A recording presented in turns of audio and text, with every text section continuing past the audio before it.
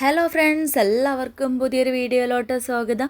അപ്പോൾ ഇന്നത്തെ വീഡിയോസ് എന്ന് പറയുന്ന കുറച്ച് മനോഹരമായ കണ്ണിന് നല്ല കുളിർമ തരുന്ന കുറച്ച് പൂവുകൾ കാണിച്ചു തരാമെന്ന് വിചാരിച്ചു. അപ്പോൾ പൂവുകളൊക്കെ കണ്ടിട്ട് എങ്ങനെയുണ്ടെന്ന് കമൻറ്റ് ചെയ്യണം കേട്ടോ നിങ്ങളൊക്കെ.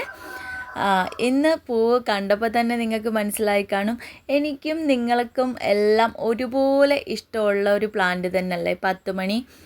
എനിക്ക് അങ്ങനെയാണ് തോന്നുന്നത്. കാരണം സ്വാഭാവികം എല്ലാവർക്കും 10 മണി ചെടികൾ ഭയങ്കര ഇഷ്ടമാണ്. പക്ഷെ ഒരു പരാതി മാത്രമാണ് എല്ലാവരുടെ അടുത്തു നിന്നും കേൾക്കുന്നത്, മഴക്കാലം ആവുമ്പോൾ അവയൊക്കെ നശിച്ചു പോകുന്നു. അപ്പം വീഡിയോ സ്കിപ്പ് ചെയ്യാതെ കാണുമോ, മഴക്കാലം ആവുമ്പോൾ എങ്ങനെ അത് നിലനിർത്താം എന്നുള്ള ഒരു ടിപ്സ് കൂടി പറയുന്നുണ്ട്. അപ്പോൾ ഇന്നത്തെ വീഡിയോ എന്ന് പറയുന്നത് എൻ്റെ 10 മണി പൂക്കളല്ല, എൻ്റെ ഒരു ഫ്രണ്ടിൻ്റെ വീട്ടിലെയാണ്.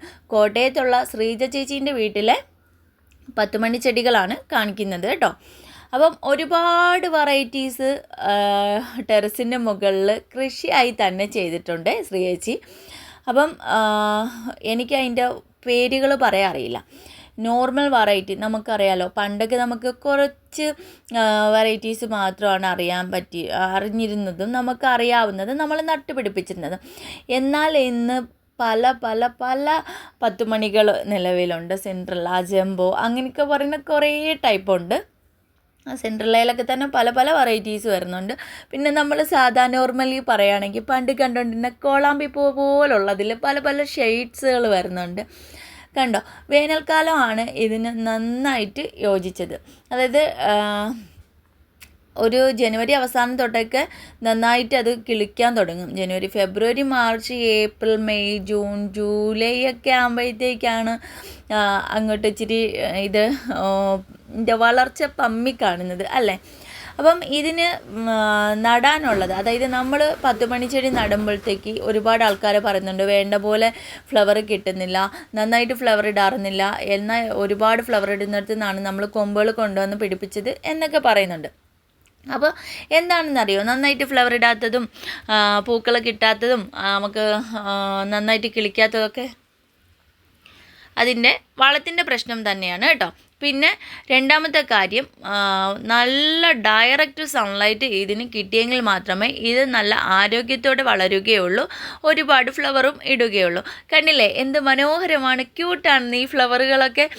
അന്നേരം ഇത് നമ്മൾ നടുന്ന സമയത്ത് മണൽ, അതുപോലെ തന്നെ ചാണകപ്പൊടി, എല്ലുംപൊടി ഇത് മിക്സ് ചെയ്ത മണ്ണിലായിരിക്കണം നടേണ്ടത്. എല്ലുംപൊടി പതുക്കെ പതുക്കെ അതിന് വളമായി ചേർന്നോളും.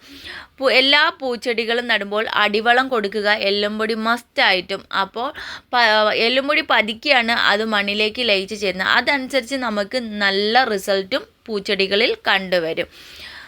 ഇതൊക്കെ കണ്ടില്ലേ, നല്ല വെറൈറ്റീസാണ് കേട്ടോ. കുഞ്ഞു കുഞ്ഞു പൂക്കളാണ്, നല്ല കളറാണ്. അതിൻ്റെ 2 കളറുകളാണുള്ളത്, ഡാർക്കും ലൈറ്റും.